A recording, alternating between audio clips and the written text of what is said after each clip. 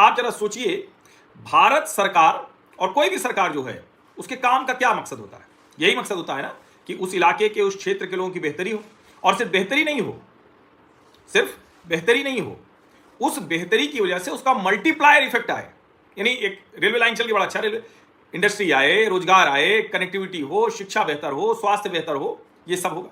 अब जरा सोचिए, पिछले साल भर की बात करें, ये तो 7,000 7,500 करोड़ की योजना है।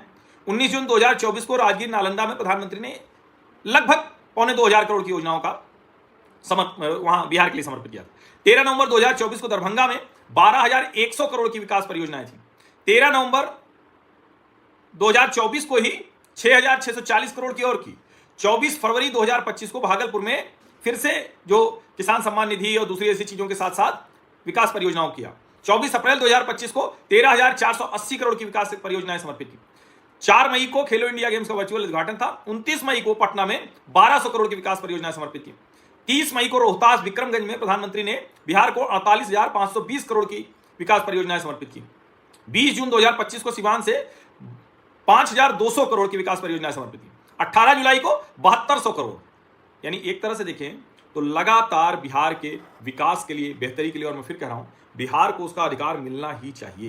ये बहुत अच्छा नहीं है कि बिहार के नेता बड़ा एकदम छाती चौड़ी करके कहें कि हम पूरे देश को श्रमिक देते हैं। ना भैया, श्रम का सम्मान होना चाहिए, और श्रम का सम्मान उस राज्य में ही क्यों ना हो जिस राज्य का श्रमिक है।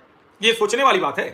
तो इसीलिए मैं कह रहा हूं कि चुनावी लाभ के लिए मोदी जी ने फिर हजारों करोड़ की परियोजनाएं दे दी। अब जाहिर है बिहार की जनता को, बिहारियों को, जिनको कुछ नहीं मिल रहा था, पिछले कुछ वर्षों में इतना कुछ मिल रहा है, तो जाहिर है कि वो उसका राजनीतिक तौर पर तो लाभ नरेंद्र मोदी को देंगे ही देंगे, और देना भी चाहिए। मुझे लगता है विकास की राजनीति होनी चाहिए, वरना होगा ये कि ट्रेन चल गई और लालू जी, नीतीश जी सब मेज थपथपवाते रहते थे। इससे तो बात बनी। अब रेल चलने के साथ, ट्रेन चलने के साथ साथ दूसरी भी बहुत सी चीज़ें। ट्रेन चलाना बहुत जरूरी है, क्योंकि तुरंत तो आप कर नहीं सकते, तो कनेक्टिविटी के लिए ट्रेन बहुत जरूरी है। पटना एयरपोर्ट बढ़िया बन गया, बहुत जरूरी है।